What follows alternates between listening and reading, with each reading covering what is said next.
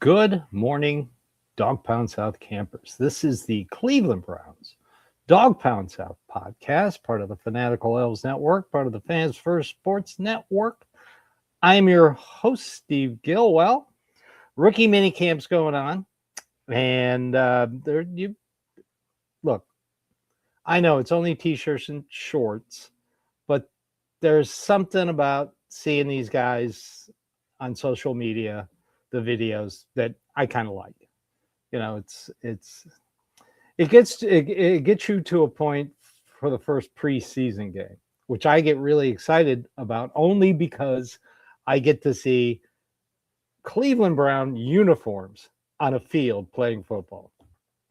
Because you know the regular season is right around the corner. I love Coach Monken. He tells it like it is. You're not going to get any evasive answers. He even treats the Cleveland media the correct way. If he thinks that they're trying to set him up by asking him a question, especially about quarterback reps, he shuts it down immediately. I love it. I love it. He's a very optimistic guy. I mean, right now, optimism is just flowing out of Berea, which this time of year it should be. So he talked a little bit about all the players, different players. He loves the wide receivers. He's keeping it simple right now for both of them. He doesn't want to move them around too much, which I don't blame him. We have the mandatory veteran minicamp coming starting on June 9th. So we'll see a little bit more movement probably then. They have two more OTAs before that. So I like both these kids. Just in shorts and t-shirts, how can you not see how athletic they are? Especially Denzel Boston. That is a big dude. And Concepcion is super fast. You know, he's listed as 6 foot, but hey, I like that Andrew Berry fixed so far, knock on wood, fixed the wide receiver room. So, I mean, both these guys were listed in the top 25 of players, eligible draft players. I mean, Daniel Jeremiah had our first 4 picks in his top 25. I mean, Emmanuel McNeil Warren, who I will now call EMW, was rated 15th best player. By the way, that is a big kid, 6'3", 210. I follow a few people who are at training camp, and they're right now they're doing 2 high safety sets, and he's the deep set, and I think that's where he's going to stay.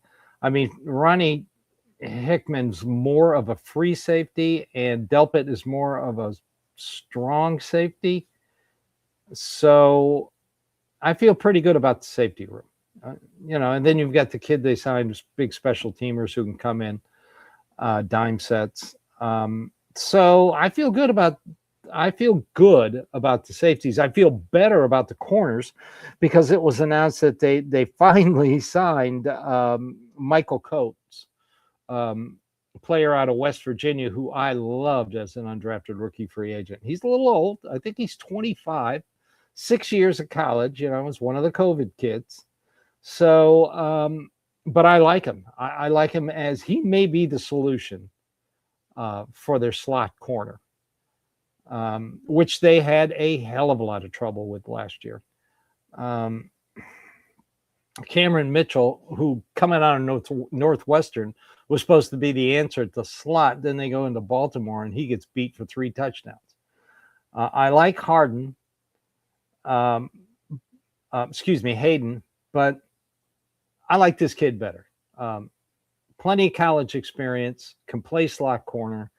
I feel much better about our secondary going into this year, especially with Denzel Ward and Tyson Campbell, who don't get me wrong, I love Greg Newsome, but Tyson Campbell is a much more physical corner than Greg Newsome was. So I'm very happy with his secondary right now. Um, it's got potential. Linebacker group, of course, is exceptional. And speaking of linebacker, Justin Jefferson, I had someone tell me that he looks more like a cornerback than he does a linebacker. I can't wait to see how they're going to use him. I know he loves to play special teams, which, we all know needs to be a hell of a lot better than last year. Last 2 years, special teams sucked.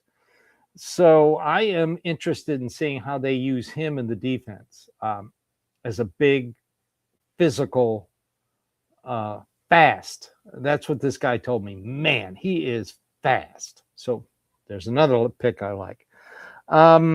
What else can we talk about? How about the young offensive linemen? They've got them lined up. Of course, Fano, left tackle.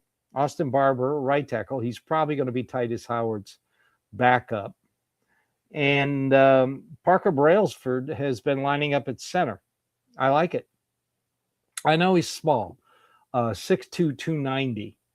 But like I said Thursday night, someone I know who's at training camp said he may be short, but he is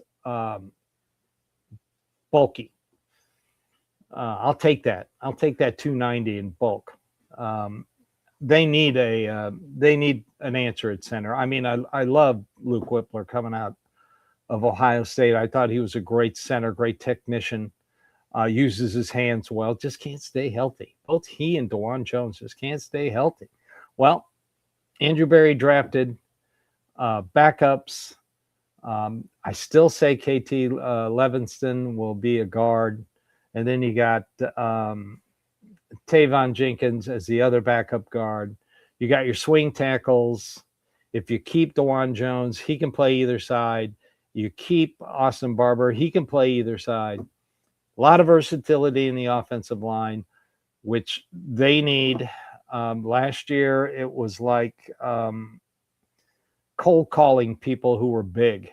Hi, this is Andrew Berry. Would you like to play for the Cleveland Browns? I mean, they were pulling people off the street, and it showed. So right now, I'm very optimistic. Very happy. They got Michael Coates in. They've got a couple other undrafted rookie free agents I like. I'm very much liking this TJ Harden, running back, 6 foot, big physical kid.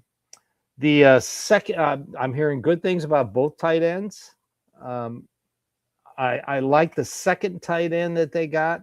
Also, Joe Royer kind of told the media yesterday that he's been lining up at tight end and at H-back. So we've signed a fullback. We've got Joe Royer lining up at H-back, and then you got Carson Ryan, who, when they drafted him, I said he's potentially a fullback candidate. So as you can tell, it will come to no shock, although some in the Cleveland media are shocked. The Cleveland Browns are going to run the ball. No shock. I mean, last time Monken was here as offensive coordinator, Nick Chubb finished the year second in rushing with just under 1,400 yards. Coincidentally, 2 wide receivers had over 1,000 yards, Jarvis Landry, OBJ. I am not worried about this offense producing whatsoever. And like I said, Coach Monken is a breath of fresh air when it comes to when he talks to the media. Let's take a quick break right here, and then I'll come back and we'll talk about draft week. I mean, not draft week, schedule week coming up. All right, this week, the schedule is going to be out. Finally, yay, 14th, Thursday night. NFL make a big deal out of it. There will be leaks. They will announce several overseas games. One is already leaked. If you're interested, Texans versus Jaguars, Week 6, October 18th. I believe it's going to be at Wembley Stadium in London. So there's one that's already leaked out. If you want to follow me at Seatown Thug, I will repost any leaks I see. If you want to follow two guys who I follow, one is a guy named Ozzy at Ozzy, OZZY NFL. And the other one is a guy named NFL Nerd at NFL at Nerding on NFL. Nerding on NFL. These guys have already got spreadsheets set up, which I love. I'm that kind of guy. So so basically, you're going to start getting the international games this week. It'll build up till Thursday. I originally thought that they wouldn't get this stuff done until the third week of May, but apparently they worked out their deal with Netflix, and they worked out their deal with the NFL refs, new 7-year contract. Hopefully, they're in their health program. There's an optical, a great eye care for the reps, and get them glasses when they need them. But this is an exciting time. This is when we play the schedule game all day Friday, next Friday, and probably into next week, which I would love because it's better than talking about reps, quarterback reps. Hey, Jeffrey Champion joined me today. Brendan Sorsby. No, I wouldn't consider it at all. This kid is going to be suspended, more than likely, from the NFL. He might be charged with illegal gambling because he's a minor. I don't want to go down that road. We've already been down that road with Mr. Watson. I just can't see the Browns doing it. And, of course, a lot of people said that the Browns did homework. They do homework on everybody. Anybody who comes available, they do homework on. But I wouldn't touch this kid with a 10-foot pole. I'm sorry. He needs to get his life together first. See, it's a thin line with the NFL and gambling. Former NFL players couldn't even go to Las Vegas for conventions. Troy Aikman tried it once. He was invited to talk at a convention, and the NFL forbade it. I mean, they said, sorry, you can't do it. Can't go to Vegas. Now it's a thin line. The NFL is involved with betting. I mean, you see radio stations like ESPN Cleveland, brought to you by DraftKings.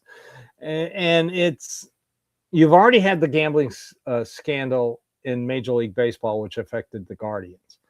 And then you already had the scandal in the NBA with former players and former coaches, assistant coaches. The NFL, they are, it's a tough line, but they are not going to allow this. This kid is going to be suspended, and he might be suspended for a while.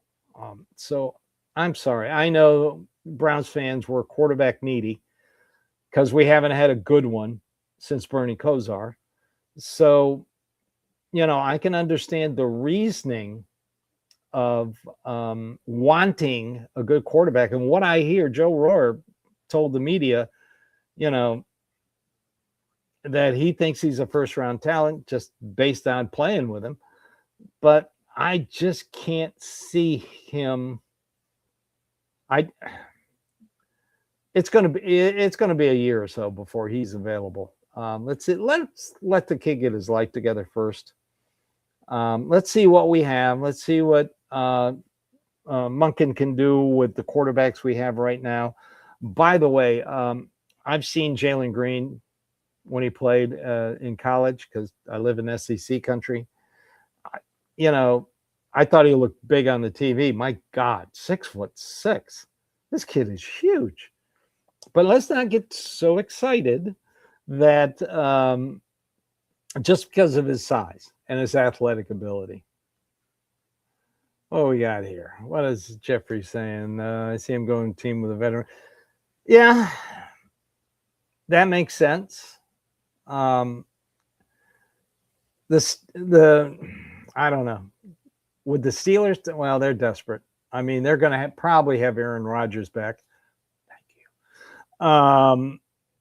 Yeah, a desperate team is going to go after him when he becomes available. Like I said, it may be a while before he becomes available. He might have to adjust to the legal system. Oh, Jeffrey, give me some good questions today.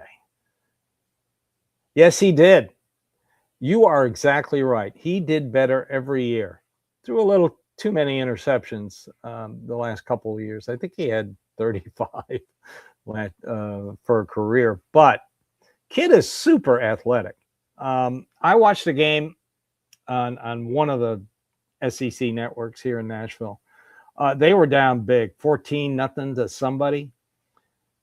And within a short period of time, he had already brought Arkansas back to where they were leading before halftime, just on him playing.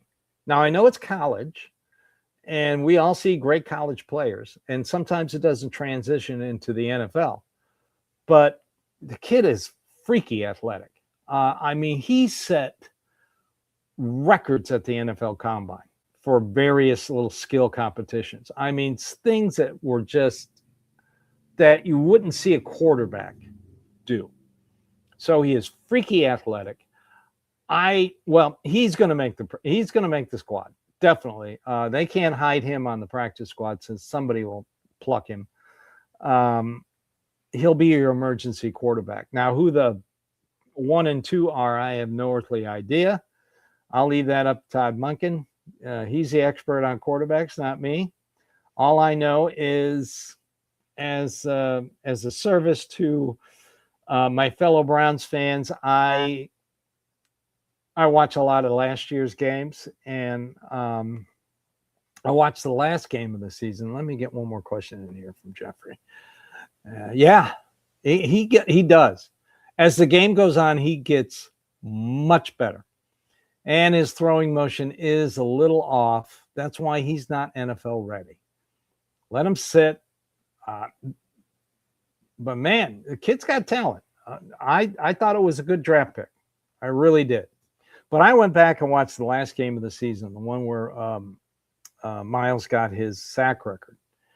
And after the defense stopped Cincinnati, the Browns got the ball back, 10:50 something left in the first quarter. They were marching the field. Shedeur Sanders did a butt fumble, holding the ball out. Cincinnati goes right down the field and scores 7-0. Browns get the ball back. Shedeur throws a terrible interception. And if it weren't for Devin Bush, the Cincinnati would have scored right there.